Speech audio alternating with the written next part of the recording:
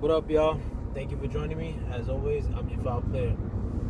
Wanted to make this video more of a little bit of a rant discussing the current state of boxing talk as it pertains to popular media, particularly YouTube, but in other publications as well.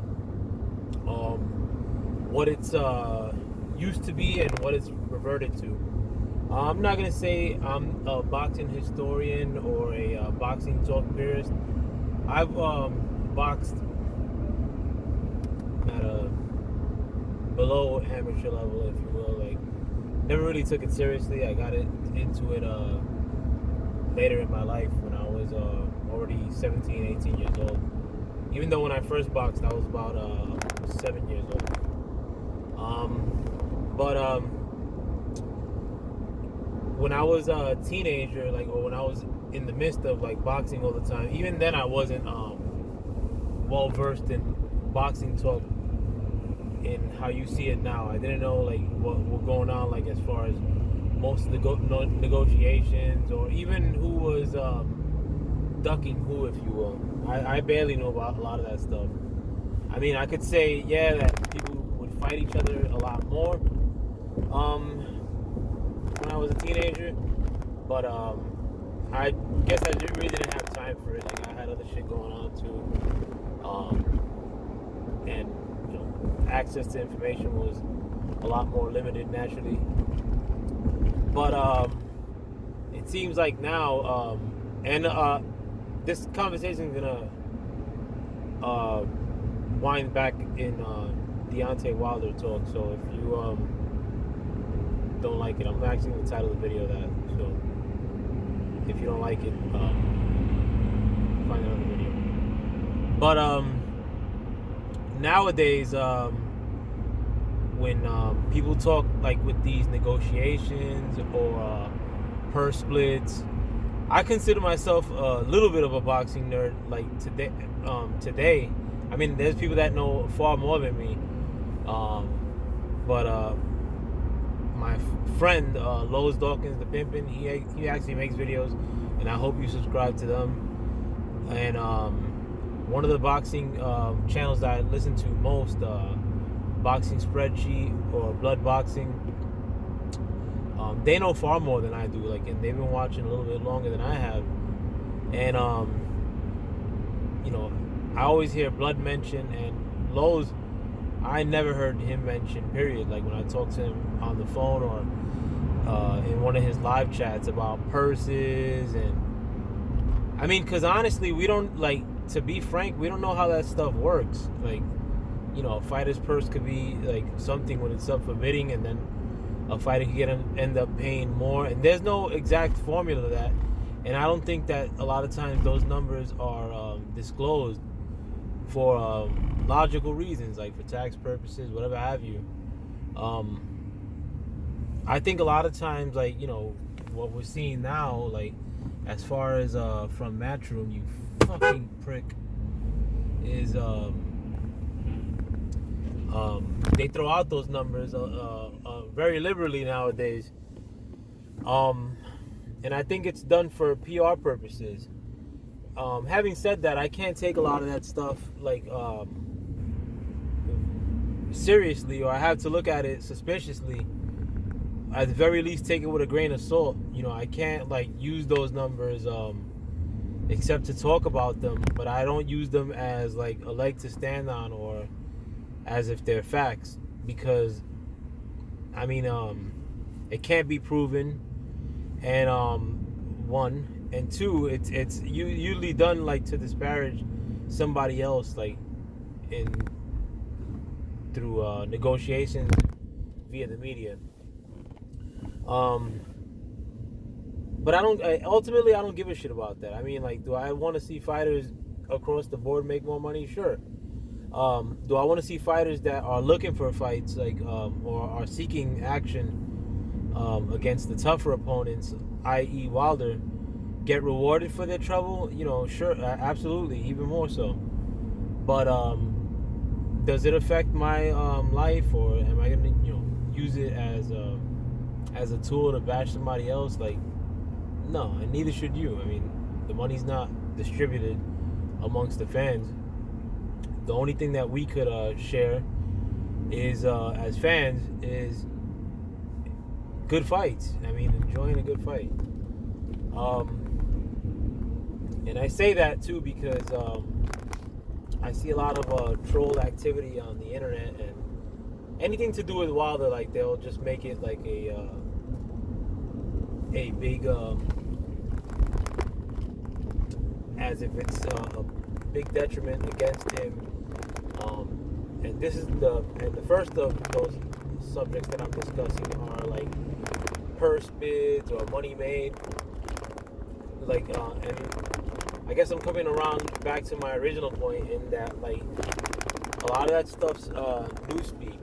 That's not stuff that we used to say like in the 90s or early 2000s, late 2000s even. In 2008, people were barely discussing those things. Even when it came to belts, like, you know, Mayweather was the money man, like, you know, without question, a decade ago. And a lot of times he would have one belt. Sometimes he'd have 3 belts. Sometimes he'd have 2 belts. And honestly, boxing fans didn't know what he was holding at that particular time. And nobody gave a crap. Like, you know, and that was when he was competing against Pacquiao, like, before he even fought him. And, like, a lot of this talk was drummed up even more than it is now with Anthony Joshua and Wilder. Like, you know, that was some real venom being spewed back and then. But both those fighters would drop belts, regain belts, and nobody would bring up that one person had this belt and one person had that belt.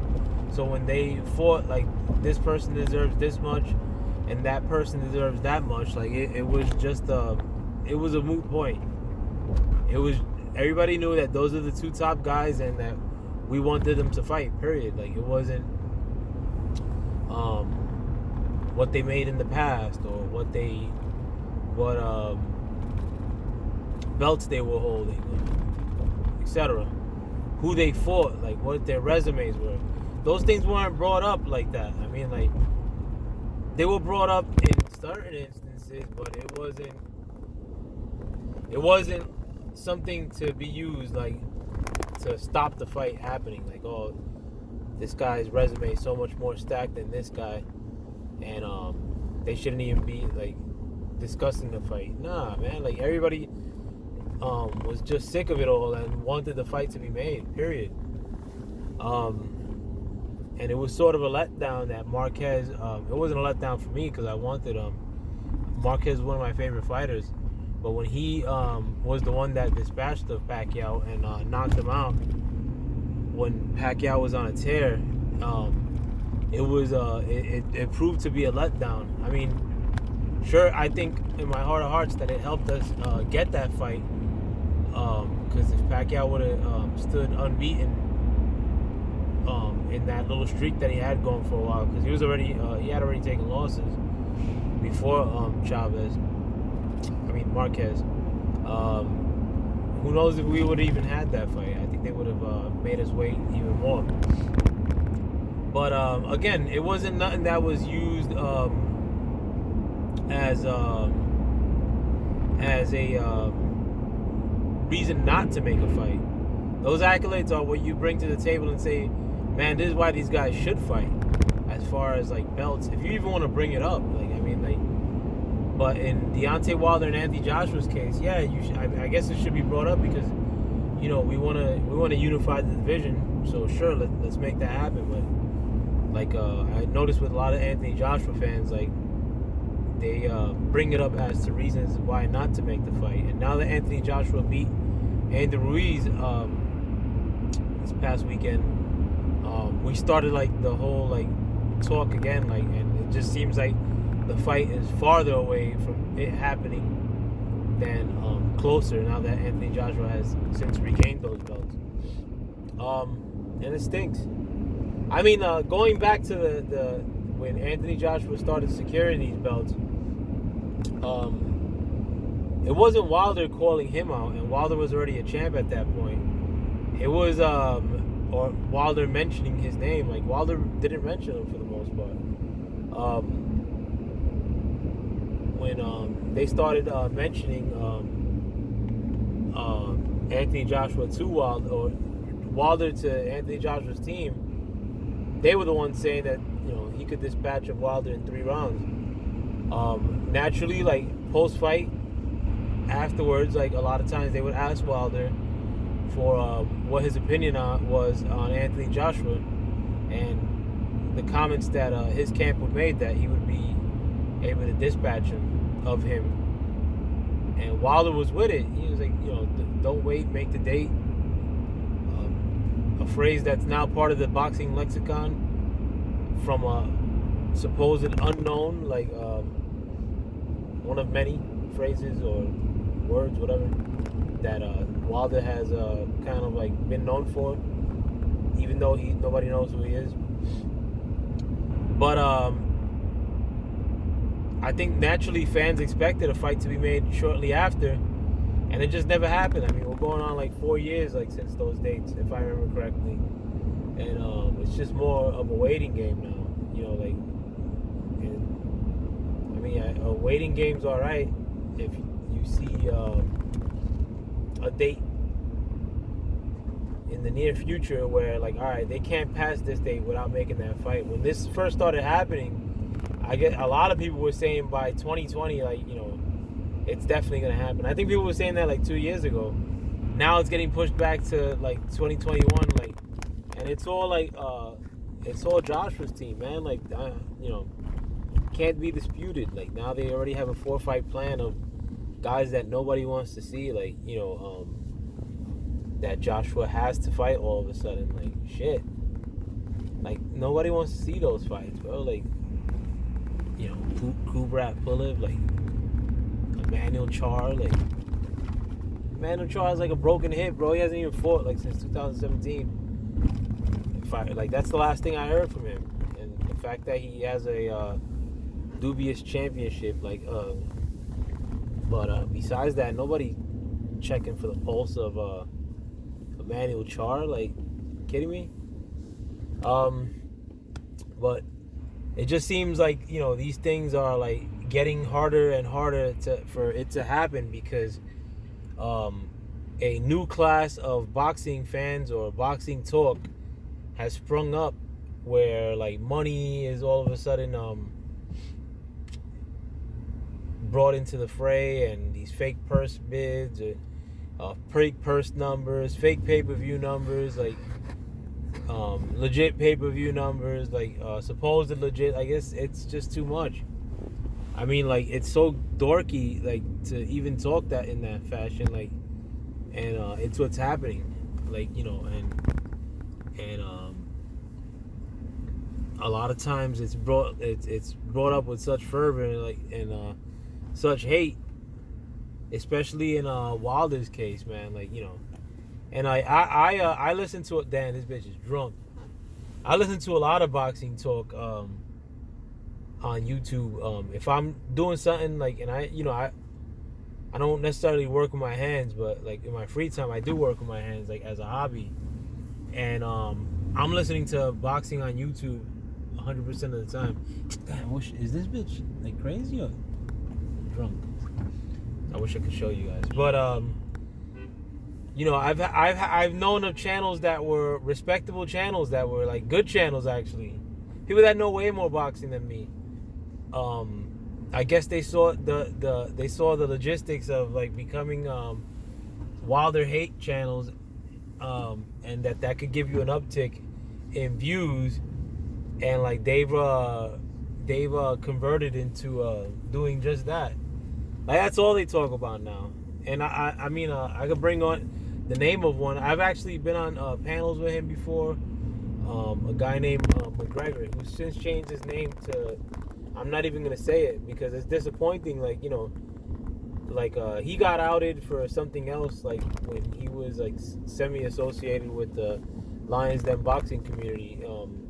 He got outed for lying about his career and what his connections were.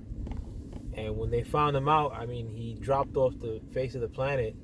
reappeared to sort of defend himself like months later, and then came back with a channel that is like anti-Wilder. This guy was like pure pro Wilder, and like, you know, Wilder would dispatch of anybody in the heavyweight division. He was still around when Wilder Fury was being talked about, and he actually called that would be a tough fight, which ended up becoming true. And the guy knows his boxing, but he's just like a dick swallower now. Like, you know, to be frank, like the content he puts out, it's just, I mean, like, it's not cool to give channels you don't like any burn, but I'm not giving him burn, like, you know. And if it came like to a debate between he and I, he'd probably trash me. He, like I said, he knows way more boxing than me. Like, that's not like, go fuck your mother. That's not a big accolade to, you know, that you would know more boxing than I do. But it's sad to see, you know, that people sell themselves short for to get a few or a little bit of an uptick in views on YouTube. I mean, like, you know, where you would outright lie, like, about what the facts are, or what you even feel to be true, or what you felt to be true a couple months ago. Yeah, I don't want to get too ranty, man. I wish I could go live with these things, because, like, I guess this would be better for this fucking prick, bro. I guess a rant like this would be better formatted for a live, but it is what it is, man. Like, someday I'll get to.